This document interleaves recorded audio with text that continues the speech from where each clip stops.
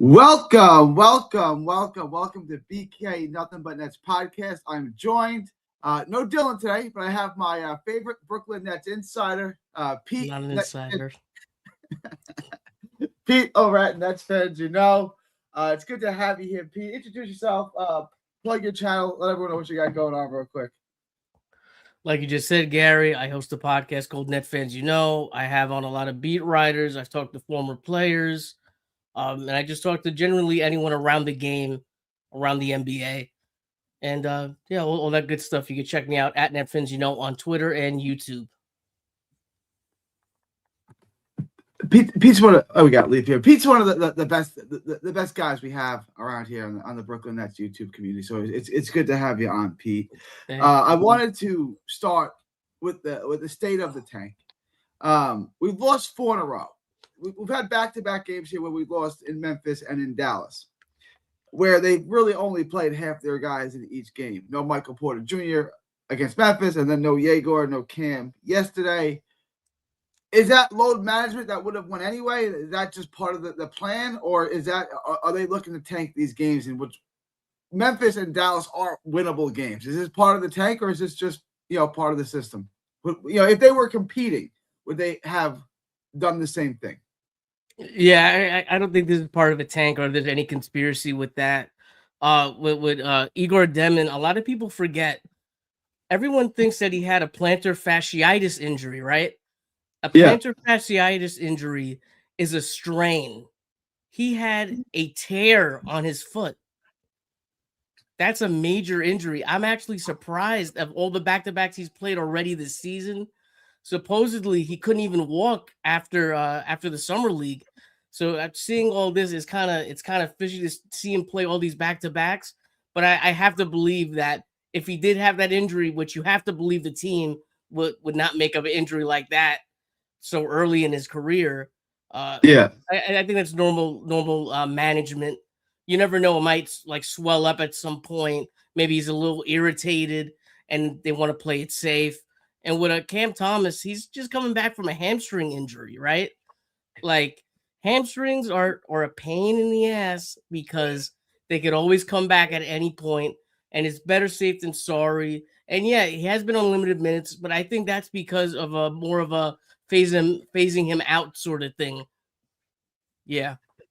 All right, let's get on that. Is Cam Thomas being phased out? I mean, I don't. It seems to not be much of a trade market for him. Is Cam Thomas going to go back into the starting lineup? Is this his new role? And is he being phased out, like you said? I definitely think he's being phased out. You had Jordy talking after a game about players just dribbling and holding onto the ball too long, and about how Michael Porter Jr. his off the ball play keeps the offense running, and you don't want to have someone who's just dribbling. I kind of felt like that was a shot at Cam Thomas.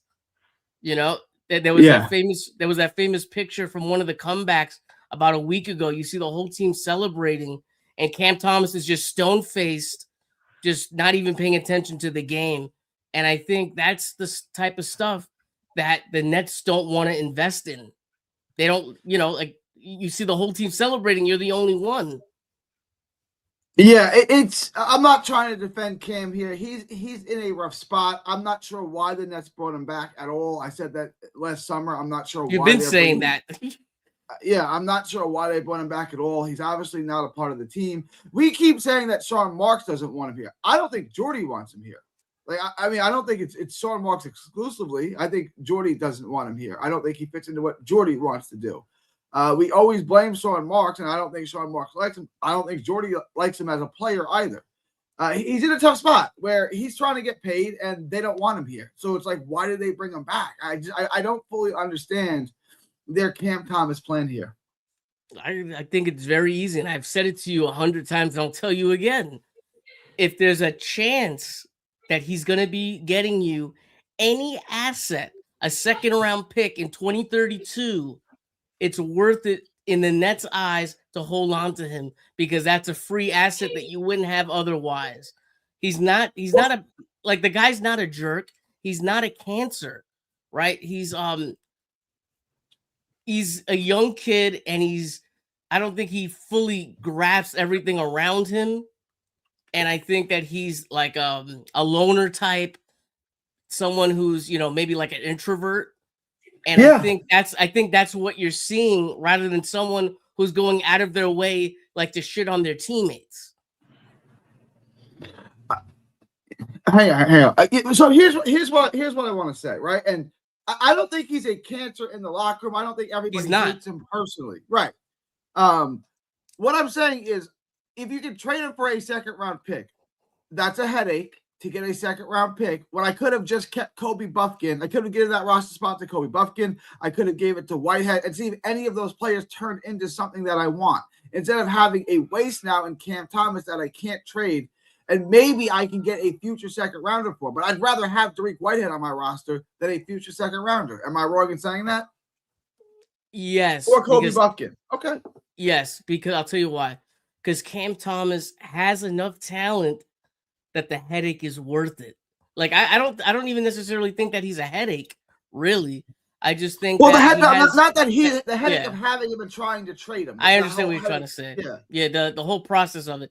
Yeah, they say I watch David Sampson. He's a baseball GM with the Marlins. He does a podcast now. He won a World Series, and he says, if a player is worth the headache, he's gonna be on the team. But once your talent doesn't match up to the headache level or drama level that you bring, then it's an issue. Cam Thomas's talent right now is worth going through all this, because you can see what he can do. That first game back against Minnesota, putting up like great numbers with 30 points in 20 minutes. There's talent there. There's talent there. So Sean Marks is betting that there's going to be something coming his way. It's going to be interesting if he's not traded and if they do choose to cut him after that. I think that's what you should be looking at or thinking about. To me, it's like we have to decide what we're trying to do here. If we're trying to win basketball games, yes, then play Cam Thomas. If we're trying to develop rookies, then Cam Thomas gets in the way of that. Cam Thomas becomes a negative. I'm not saying he's a negative as a player. I'm saying he's a negative in what we're trying to accomplish as a team this year. I'm trying to see what I have long term this year, right? This year is about development. Cam Thomas isn't part of that development. Jordy doesn't want him here. Sean Marks doesn't want him here. I'd rather just play. If I'm playing him 25 minutes a game, I'd rather give those 25 minutes a game to Drake and to Traore and to whoever else to give those guys those minutes, to give those guys extra burn, to get them in meaningful situations with the game online. Not Cam Thomas, who's not going to be here beyond the deadline. I've talked to Dylan about this, and we both agree he's more likely to get cut than traded. What are your thoughts on that? Yeah, I was gonna say, with the rookies getting minutes, they're getting their time. You're not gonna see these rookies get played 30 minutes a game. 4 of them are 19 years old. Wolf is 21. Yeah. And, look at the college season. How many games is that? Going from a college season to an NBA season is a lot on the body. You're playing 2 games a week in college. In the NBA, you could be playing back-to-backs, 4 games, 4 games in a week. You're traveling across country. That's a lot on the body. And I tell this to people because they I don't think they truly grasp it. But I want you to play a full court game of basketball, then travel from New York City to San Francisco, and then do it again the next night and the night after, and then go back to New York City. Have a day off and then play another game. Think about that on your body, right? We're not athletes, so obviously, right? But I'm just trying to get. There's wear and tear of even sitting down on a plane for 10 hours after playing full court, and they're playing at the highest level. There's a lot of wear and tear, and that's why you're not going to see the rookies playing 35 minutes a game. They're going to play 20, 25 minutes. How many Igor had an injury. Drake is coming off surgery. These guys are not going to play 30 minutes a game. I don't think CT's hurting them that much minutes-wise per their development, like you said. I just all right, so let me put the question this way. and I don't want to come off as a Cam Thomas hater because I'm a Cam Thomas super fan, but I'm also a realist that roots for the Brooklyn Nets. I don't root for Cam Thomas. I root for the Brooklyn Nets, right? So what benefits do the Nets have of having Cam Thomas on the court? Like, what's the upside? I can tell you what the downside is he takes minutes away from other people, and he's a ball stop on a team where I don't care if he scores or not. What's the upside? What plus do I get from having Cam Thomas on the court? The way that it looks like right now, the benefit is that you're showcasing his talent, hoping that you can get an asset back. Okay. If Michael Porter Jr. is traded, there's a very good chance Cam Thomas would be part of that deal. That there's a very good possibility because a team like Golden State, they don't want to pay a first rounder or whatever like the latest rumors may be. So you might throw in a Cam Thomas in there as part of like to kind of entice the deal, I guess. I don't know how much interest they would even have in him, right? It's not really the best fit for them. But I'm just if it's a 3-team deal, maybe that third team is interested in a Cam Thomas because that salary hit from Cam Thomas is only $5 million. What is it, $5-6 million? It's really nothing if you think about it. I just like you said Golden State, and I just thought of I just pictured in my head Cam Thomas dribbling. No, it's not a good fit. Yeah, no. While Steph Curry's standing there, like, give me the ball, and Cam Thomas is working on his dribble package, trying to get in the paint. It's like, yeah, it's not a good fit there, and that's my problem with Cam Thomas is like he's not Donovan Mitchell, he's not Jalen Brunson, he's not a guy that you can just give the ball, let him go to work, and he's going to get you 30 and win the game. He's not that good, although he's very good. I agree with you; he's a very good scorer. He's not at the level of the most elite guys. So now he's just an undersized guard. That's all he is. He doesn't have the ability to take over a game like Spider or Brunson. And he's not so good and so efficient where if he gets the ball in the paint, it's 2 points, right? Like if Spider Mitchell gets the ball downhill in the paint, it's 2 points. If Jalen Brunson goes to work in the paint, he's getting 2 points. They can also drain the three at a higher clip than Cam Thomas. They're far better scorers than Cam Thomas. And Cam Thomas just isn't good enough to be the offense. So now you're asking Cam Thomas to be a part of the offense. That's not really his thing. I think Dylan has totally poisoned the well with you. Maybe I'm hearing a lot of Dylan talking points over here. I do think that Cam Thomas can take over a game, but can he do it at the consistency of a Jalen Brunson? No, he can't. So you're not wrong there, but like we can't pretend that the guy could put up and take over games at certain points at any time. And he not only has he shown that this year, he's done it in the past. He did it when he was like a rookie. Let's be honest over here. He can take over games. You can make an argument, okay, has his game gotten better? And do you want to see more out of his game? And that's a fair argument. And obviously he's not to the level of a Jalen Brunson.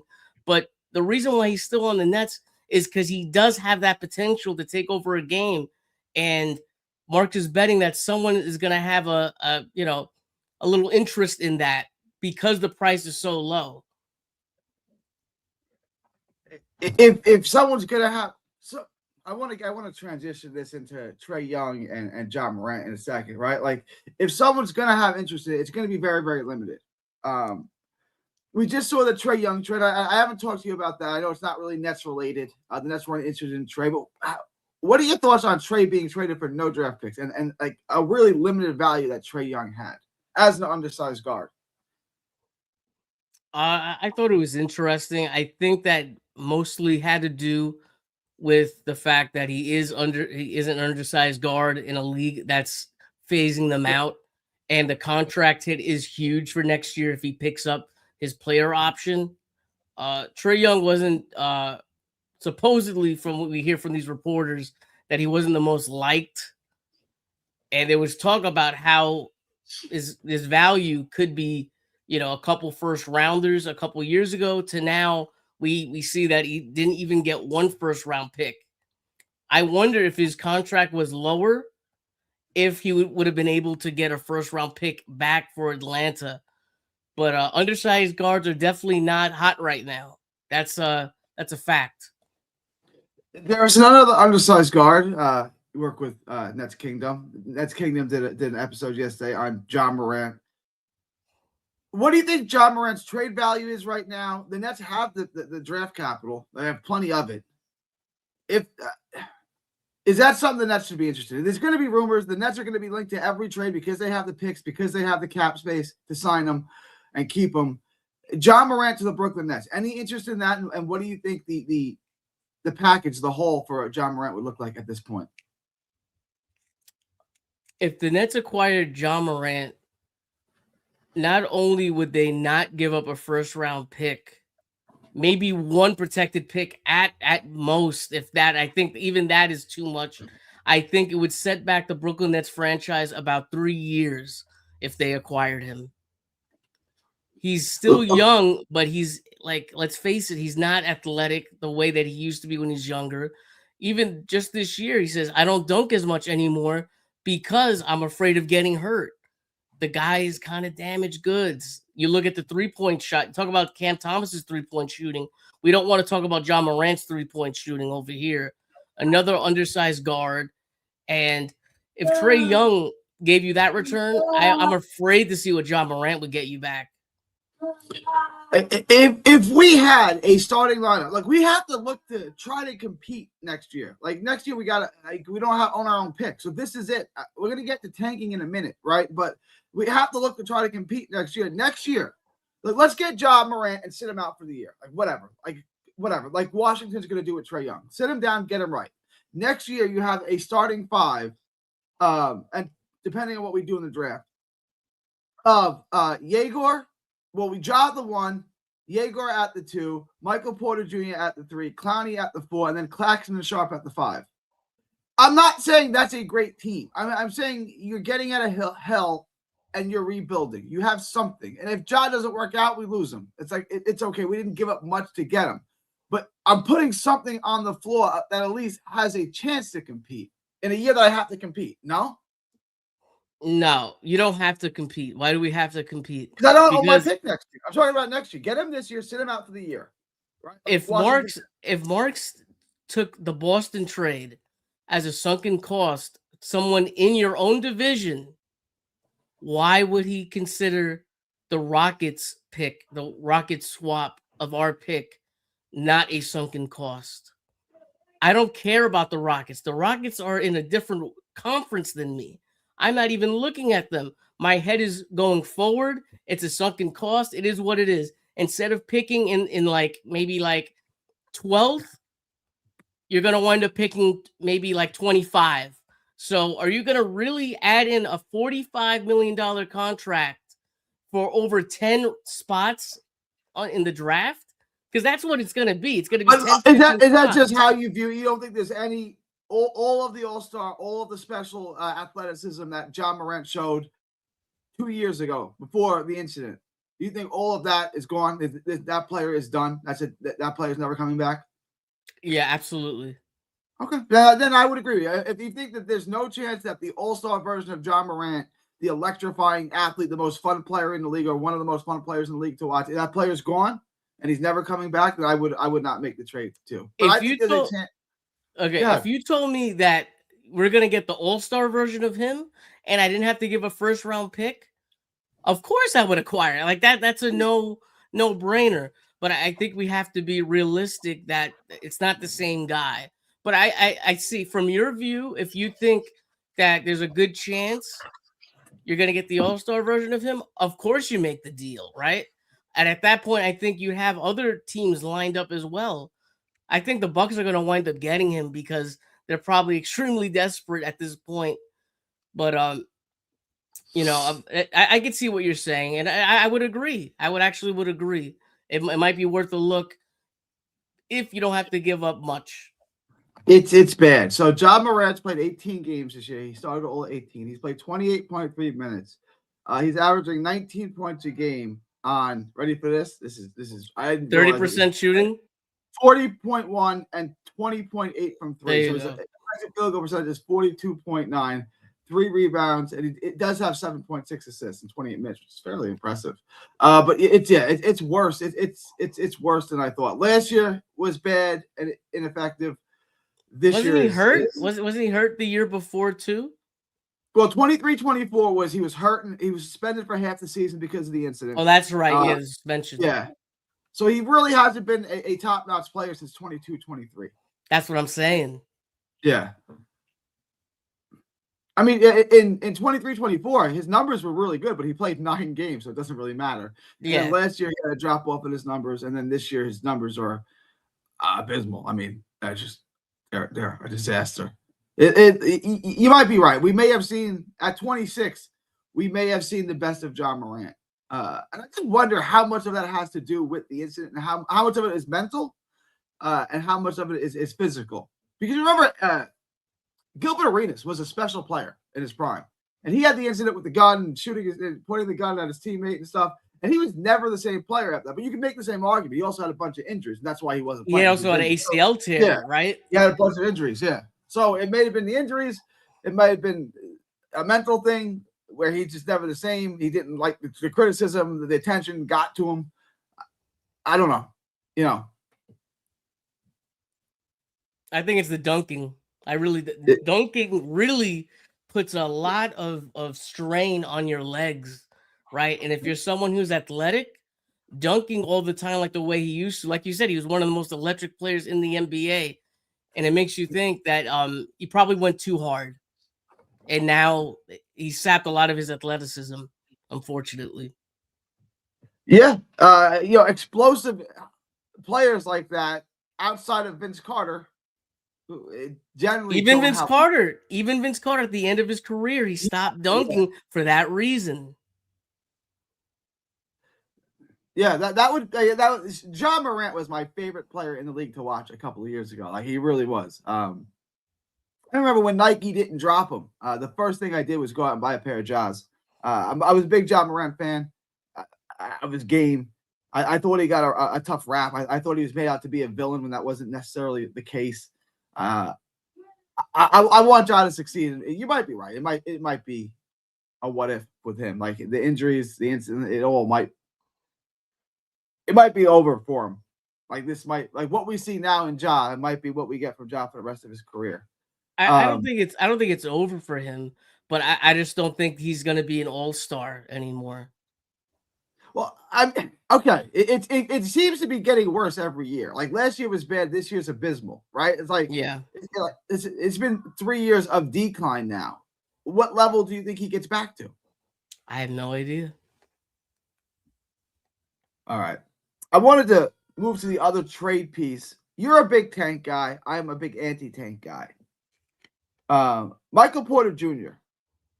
I'm for trading anybody. Like I don't think anyone's untradeable. But if I'm going to trade Michael Porter Jr., I want at least 3 unprotected first. And if you can't get me that, then I'm not even talking to you.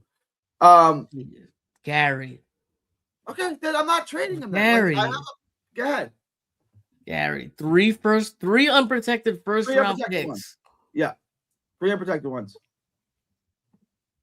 Where have we seen a national reporter talk about 3 first round picks? Then I'm not trading them. Mentioned. That has not even been mentioned. Then I'm keeping them. Like if that's my price, the price is high. I'm granting you the price is high. If you can meet the price, you can have them. If not, I'm more than happy to keep my. Yesterday again, Michael Porter Jr. Typical ordinary game from now. 9 for 17, 6 for 10 from 3, 28 points, 9 rebounds. This is just Michael Porter Jr. being Michael Porter Jr. If you don't think that's worth 3 unprotected first round picks, then okay, then you're not getting them, and I'm just going to keep my all-star. But yeah, you tell me what you would trade them for. Like what would whet your appetite? What would you say? Yeah, I'll make that trade. I'll say this. I thought this was very interesting that nobody's talking about this. This was completely missed by everybody. John Hollinger from ESPN said it's a lock for Michael Porter Jr. to be traded before the trade deadline. And nobody's talking about that. You know, I know he's at the most trusted net source, right? He's mostly like a draft guy for the most part. I would trust like Michael Scotto. He's, you know, I think he's pretty legit as far as net intel.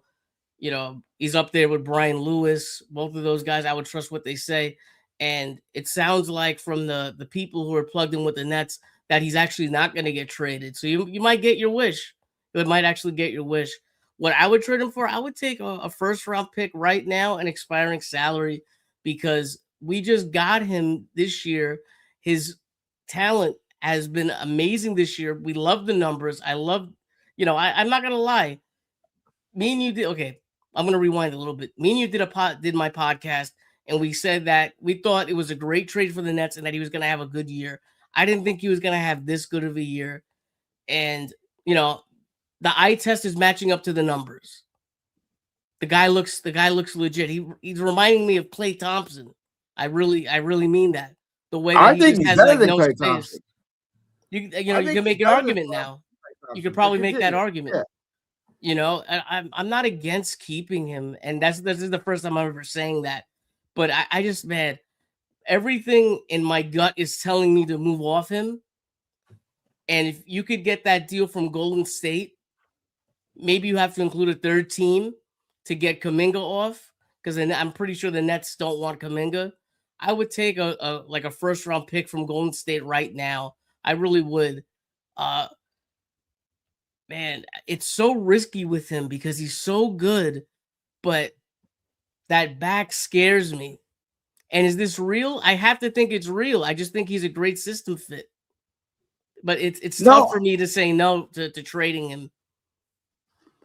Michael Porter Jr. is a guy that can play within any offensive system. He could be a first option, a second option, or a third option. He's doing it right now as a first option. He did it at a championship level as a third option. I think in his best role, he's a second option. I think as an offensive player, he's a better second option. I think he's a better second option than Jaylen Brown. I really do. If you said, Gary, I'm going to give you a superstar, and for your second option, you can have Porter Jr. or Jaylen Brown. I would take Porter Jr. 9 times. I'm not saying he's necessarily a better player. I'm saying he can play within any offense. Yeah, I can see why you would say that, because just his off the ball offensive play is just amazing. He's an elite off the ball scorer. Like the guy doesn't need any space, and he's so tall. He gets the shot off, and it really does help the whole team when he's going off, just by the spacing and the attention that he gets. If the Nets were to get like a true number one option next to him, I could see what you're saying when you have something cooking here. I really can. But man, it's so sudden to have these numbers pop up. And I know he's been healthy for the last year or two. I'm so afraid that you're gonna miss out on something over here. But I don't think he's gonna get traded at the trade deadline. I think they're gonna have to wait until after the lottery, because I think if they hit in the lottery, they're going to wind up keeping him, and they're going to wind up building with him. And I think if they strike out in the lottery, you'll probably see him traded. You're actually helping me transition perfectly. I wanted to get. I know. I'm amazing. Go ahead. You really are. You just dished out assists like prime Jason Kidd. You just give me easy baskets like I'm Kenyon Martin. Like, I'm gonna average 18 because of you. Just easy baskets. I did want to get into the Nets have lost 4 in a row after they won 7 out of 10, and people were panicking about the state of the tank. I wanted to try to get into the play-in, but the Nets now sit 5th in the fifth spot. The schedule is tough right now. How are you feeling about the tank, and how would you assess where the Nets are right now amongst those bottom dwelling teams? Everybody's pretty close. I think the Nets are like 4.5 games out of being in first place. The Nets don't even have to be the worst team in the NBA. They just have to be like in the bottom 4, bottom 3 to give themselves a good chance. And I like what I'm seeing. I'm seeing competitive basketball. I'm seeing the rookies play well. Daron Sharp messed up the game against Memphis, I think it was, when he put his hand through the hoop when the ball was going in late in the fourth quarter. That would have given the Nets the lead. Like you see games like that, the game against Dallas, I'm happy because I'm seeing good basketball, and I'm seeing losses. It sucks. It's tough. It's tough to say that you want to see your team lose, but it's for the betterment of the future. And I understand it's tough when people hear me say that and they think I'm crazy. I totally understand it. Right now, currently, the Nets sit in the five spot, fifth in the draft order. Uh, they're 11-26, and they're within 2 games in the lost column of Washington, and then I really can't see them getting higher than 3, which would be Sacramento. So it's New Orleans 1. They're 9-32. Indiana's 9-31, so they're basically tied. Sacramento's 10-30, Washington's 10-28, and then Brooklyn's 11-26. They've lost 4 in a row. Indiana's won 3 in a row. I don't know if that means anything to you. It does. If they can get to 3, I mean, are you happy with where they are right now? If I said 10-28, would you be content with that? Like if I would have told you that before the season started? Well, it's obvious that they're overachieving, right? Especially in the last month or so, like what we've seen the basketball play rise. I'm comfortable where they're at right now because, listen, at any point, anything can happen. Michael Porter Jr. tears his ACL. What's going to happen then? The Nets may not win another game for a long time if that happens. If he gets traded, depending who they get back, they may not win another game for a long time. Michael Porter Jr. is keeping them afloat to the level that they're at. It's going to be interesting post trade deadline what they do. A lot of people are saying, "Oh, why don't we keep Michael Porter Jr. and you just sit him and you say that he's hurt." The problem with that is that you have, the player union. You have Michael Porter Jr. as a player having to say, he's hurt when he's not really hurt. He's had that injury tag on him. Why would he accept that tag? And someone who's going to be a free agent after next season, he's not going to be down for something like that. There's just so many variables that could happen. But I think if you're a tanker, you have to be happy right now. And you're as long as you're in shooting distance, I think the Nets have about 45 games left. It's almost the halfway point. Everything's going to plan, although they are overachieving.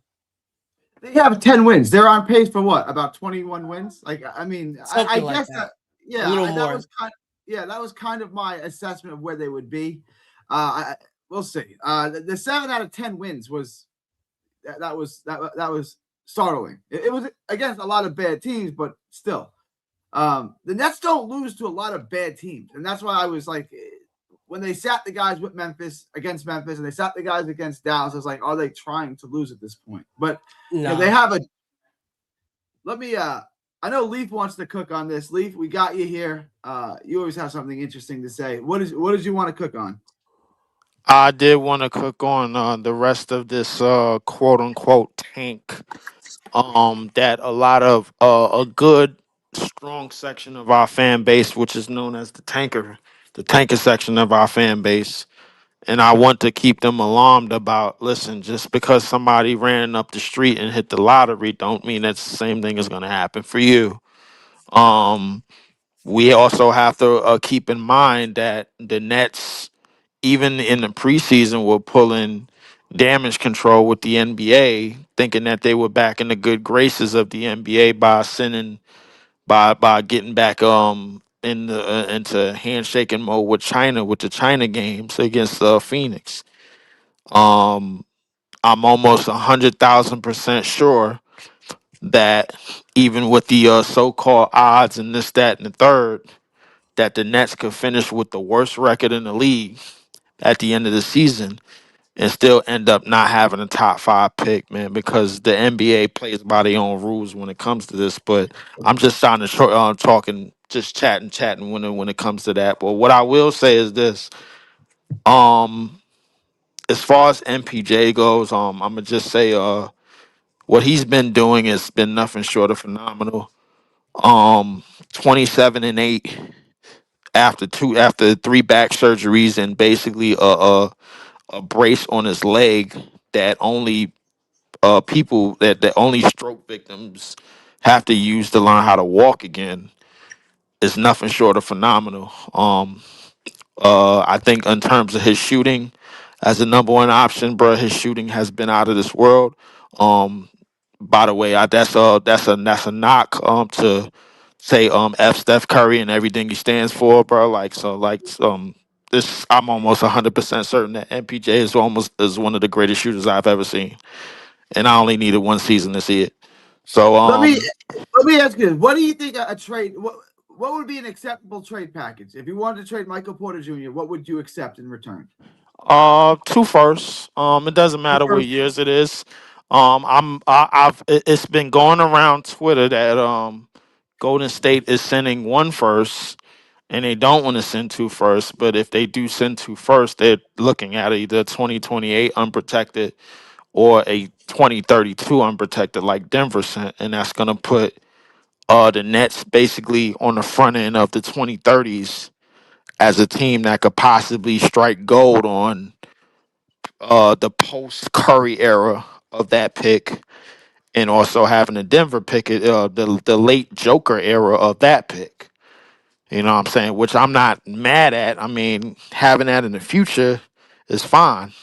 What you need to do is establish what you're going to do now, because the second that you go with this trade, with the supposed trade, and I'm pretty sure people had seen it, it was going to send MPJ, Terrence Mann, and Cam Thomas on their way in a 4-team deal that included the Bulls, I believe the Chicago Bulls, the Warriors, and the Kings was all going to be in that trade, and it was going to send a lot of those players over there, and we was going to get Moses Moody, Kevin Herter, and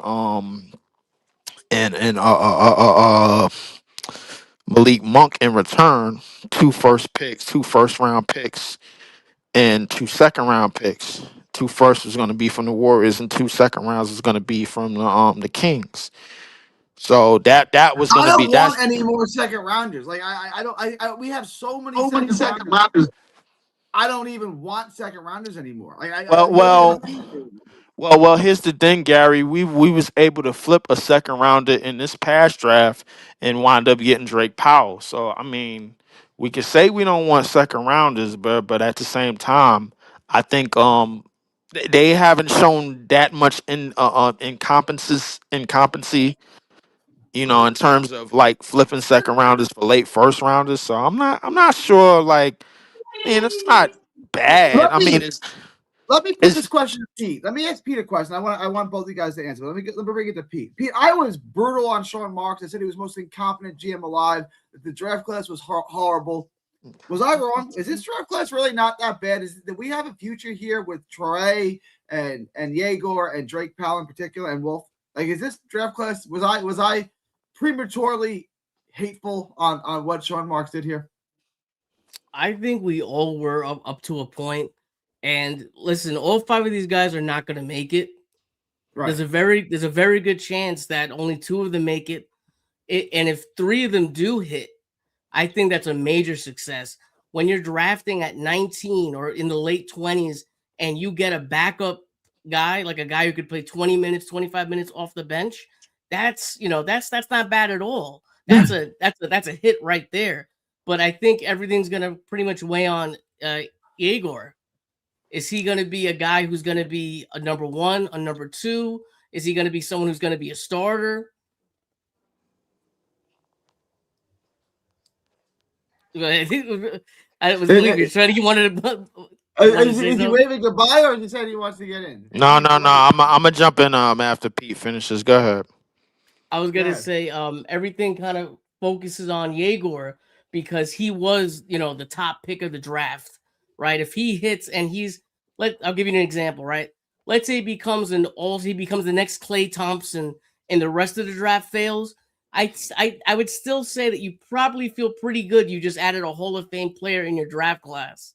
You know what I mean? And if he doesn't make it and the other guys make it, but they're okay, you probably say, you kind of wanted Yegor to hit. Well, go ahead. Well, what I would say to that is it like the way it seems right now in terms of NBA ability, and I digress, and I strongly emphasize NBA ability. Diego's ability to get better as a 3-point shooter has been very, very good. It's been very phenomenal. You know what I'm saying? I think him being able to hit some shots, especially down the stretch, man, of some of these games has been very, very eye opening. I think he definitely will have a spot on the court um for quite some time. Now, in terms of who's better out of the rookies, in terms of NBA true NBA ability, Nolan Trayor has something that you can't teach. You know what I'm saying? Danny The Wolf. speed, yeah. Danny Wolf has a skill set that you can't necessarily teach. He has a good feel for the game, and I think with the help of everything that's going to be put around him, they'll be pretty good team players. Drake Powell, I even seeing him last night. I was a little bit more eye opening about what I seen. I usually call him the guy, that one dude in the horror movie, man, that's just running around, and then that's ends it up in a horror movie that's just not for where he's supposed to be, and he's gonna be that one guy that gets killed. You know what I'm saying? So I mean, but To Drake me, Drake Powell Powell always showed me. not that he's a hit, like he's a great player, but he's got a role in the NBA right now. I mean, Yes, the he does. But three-pointer's got to be a little bit. I think it's more the thing with Drake Powell. I think it's more of the Buzz Lightyear syndrome, bro. You got to put the battery in his back. You know what I'm saying? So like, Yeah. I think it's more of that type of thing with him. Danny Wolf, he's gonna go out there and insert himself in some type of way. He's getting better as a rebounder. He shows great effort on a lot of the things, a lot of his weaknesses. Defensively, he shows a great effort. A lot of times, as a rebounder, he's getting better. He'll still drive, even though he's been struggling shooting wise. He'll still get to the basket and try to create and try to draw a double team and try to pass out of some things. He'll take some chances. Nolan Traore, he'll pick and choose when he wants to dive and when he wants to knife to the basket. You know, kind of like crafty, kind of Tony Parker ish. Kind of player, but not really having the entire playbook in his hand. You know what I'm saying? But what I'm seeing from Drake Powell, it's mostly the Buzz Lightyear syndrome. I think if he's with a coach that's fully putting the energy into him to do certain things, like a la of Rick Carlisle. If he was in Rick Carlisle's system, bro, he'll thrive immediately. You know what I'm saying? And that's one of the reasons why I think he could be a good player. Ben Saraf, is a project within a project within a project within another project. Um, Dylan likes to say, there's 6'6" guys that have never failed. The 6'6" build has never failed in the NBA.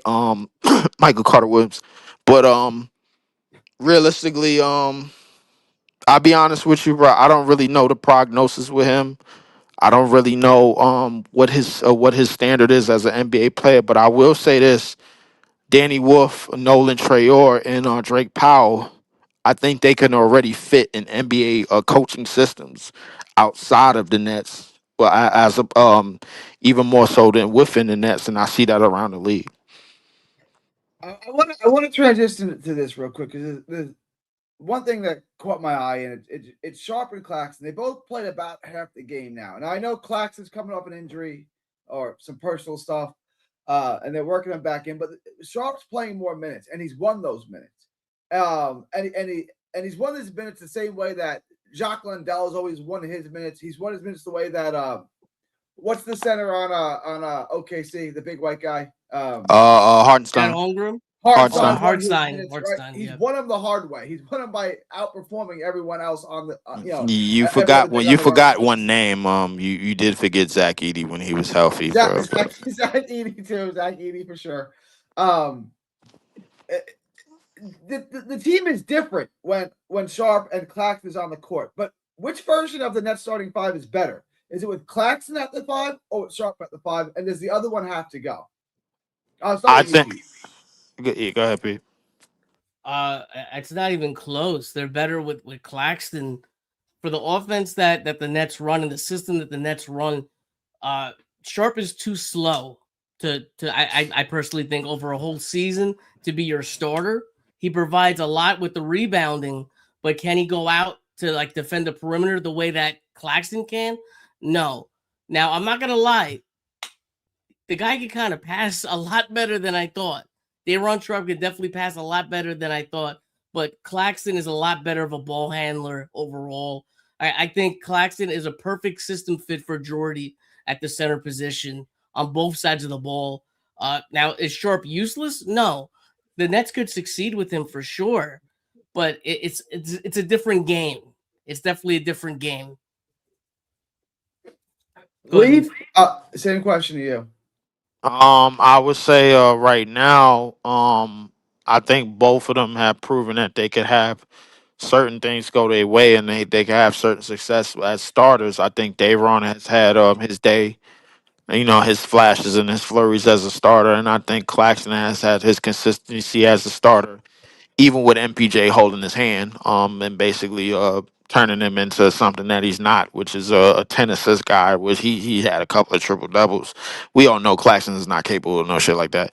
But realistically, man, he's shown that he can be given a boost from certain players. Claxton is what I like to call a charge me up type of player. You know what I'm saying? If you put somebody around him that could charge him up, he looks a lot better. He looked it better with Kevin Durant. He looked it better with Cam Thomas for a bit. Now he looks better with MPJ. You know what I'm saying? So I mean, Clax I think can feed off of that a lot more than Dayron can. Dayron, um, he still has a hands problem, which is crazy because he gets a lot of rebounds. But I think Dayron, a lot of the things that he works on. Clax has worked on too. I see them go to the same bullshit ass jump hook move that is garbage. I never want to see it again. And I think they both have had their day, but I think the future of our team, as far as the center position goes, and I think a lot of people are probably going to laugh. To me, realistically, I think when he finally fills out, is Danny Wolf. Yeah, I agree. But so here's my question, Lee. Can we use both Sharp and Claxton? Sharp's got one more year on his deal. He got a team option for next year at $6 or $6.5 million, whatever it is. So it's a team friendly deal for the way he's producing. Can you keep both of them, or am I going to have to trade one to pay the other? Right? If I want to keep Sharp, I'm going to have to pay him beyond next year. Or if I want to keep Claxton, then I can't pay Sharp. You know what I'm saying? Can I keep both of them financially, or does one have to go? I think I would be fine with both of them going, but I think um eventually Clax is most likely going to go first. I think he has a friendlier deal for teams that are interested in him and interested in using his services. Um, that 25 million is starting to become dull and duller at the And it moment. goes down. It goes down Yeah, every and year. it goes down. So I mean, that's gonna work Clax probably into a backup role where he could probably thrive a little bit more, 20 something minutes a game, things of that nature, and all of that. You know what I'm saying? So I mean, Clax will probably go first, and then that'll leave Davron to be, still getting, pennies on the dollar. He'll put his next deal will probably be 11 mil a year for like 4 years. That'll equal out to 44. I could see him maybe getting a rise because if you put him in a start lineup and he produces double doubles after double doubles, that'll bring him up to about 11 mil a year, give or take. That's not really no money, so but I I give feel him one. good using Wolf and Sharp together. I can use them on the court together. I can move Wolf to the 4. I like having Wolf and Sharp on the court together. Let me bring the question to Pete. Pete, can I keep Claxton and Sharp financially, or should I move one of them? If so, am I Sharp has one more year left on his deal. It's a team friendly option at $6.5 million. Are they going to look to move one or the other, or can we keep both of them? I think you'd easily keep both of them, right? Like all of us just said, Claxton's on a very cheap contract, right? You're gonna have to pay him if he is part of the core, right? You're gonna have to pay him past this deal. What that looks like, I'm not sure. But how many $20 million centers are out there? How many $25 million centers are out there on deals that you say, you know what? This deal looks very good. A lot of the time, you're not going to see the centers get that much money.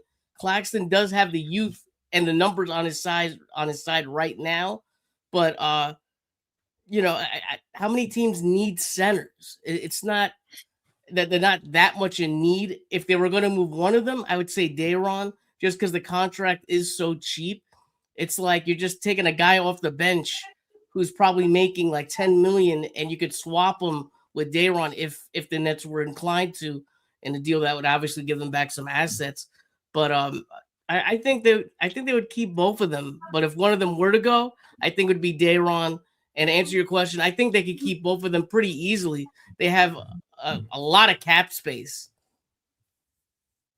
What are your thoughts on Danny? I know it's only been half a season, not even half a season. He spent some out in the G League. But what are your thoughts on Danny Wolf as a 5?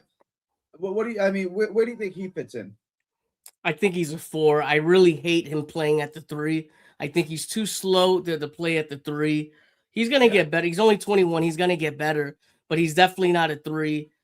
They're gonna put him at the 5 because the Nets like to play the small ball centers, and the Nets offense uses having the center at kind of the hub. And it would be nice to have Danny Wolf in that position, but on defense, I think he's gonna get killed. I think the rebounding will get better, but on offense, Danny Wolf can play the 5, but not on defense. And I think that's the issue that we're gonna see. I think a Kelly Olynyk would be a nice comp for him. A Kelly Olynyk who could obviously dribble and pass a little bit more, but I'd love to see Danny Wolf in that role at the 4. Then we have a problem because of what do we do with Clowney? Who do you like better, Clowney? Because they're similar in age. Clowney and Wolf are similar in age. I know one guy's in year 3, but I think they're the same age. Who do you like better, Clowney or Wolf? And what do you do at the 4 there? I mean, because I don't think Clowney can play the 3. I like Clowney better, I think, right now at least. But I don't think Wolf's defense has been a problem. Like, I don't see Wolf getting beat up. I don't see him getting cooked every day. Like, I don't think his defense has been a problem. No, I don't think his defense has been a problem neither. I think his defense and his effort on the rebounds has been more and more, and even with the limited minutes, even with his minutes going up and down and up and down, a lot of times, I think his rebounding has been a plus. He had a double double the other night. He's been able to show that he can rebound and can keep plays within order. I think it's an interesting skill set, but I think eventually he will play the 5 in his career. Right now, if you want to say he's a 4, like we could say he's a 4, but at the same time, what he works well with is those strong pick and roll 5s that could basically bruise in the paint and move and go about the physical style of play in the paint and do certain things in the painted area and set screens for him because I would like to see him in more action on offense, in terms of dribble handoff, screening rolls, as opposed to just getting dribble handoff, being used as a dribble handoff guy as a 3 because he's as a 3, but that's not working. That's clearly a tank method, bro. Like a lot of people might disagree, but to me, that's clearly a tank method. Danny Wolf, if this is done right, Danny Wolf will be the best offensive player on our team. The second that MPJ and the second that Cam Thomas gets traded in this 14 deal. Leaf. Jordy's not tanking. I mean, Jordy might not be tanking, but if this 14 deal goes through, and he's left with is basically after the deal is Malik Monk, Moody, and Kevin Herter, then he ain't gonna be winning either. I mean, I mean, Jordy's not tanking with the roster that he has. I mean, MPJ is definitely keeping us in a lot of games with his shooting. But still, we're still gonna lose a lot of games, and we're gonna lose a lot even more once he gets traded. You know what I'm saying? It's really no point. I think they appreciate the gumption and they appreciate the moxie of his coaching. And when I talk about Jordy, they appreciate his effort, and I think that's going to have him with a coaching job when we finally do get done with this next year's draft, and we finally do get screwed out of another top 5 pick because the NBA is still pissed off at us for messing up TV money. But the reality is that whatever roster he ends up with after this 4-team deal, he's gonna be losing games, man. Like it is what it is. You know what I'm saying? So I mean, he can figure it out all he want, bro, but he's going to lose. That's just what it is. You know, Yep. and Danny Wolf at the 5 is to me is a good trajectory for this team because offensively, I think his PRA is out of this world, and I think with 30 minutes a game, he could definitely prove that. All right, I gotta wrap this up, guys.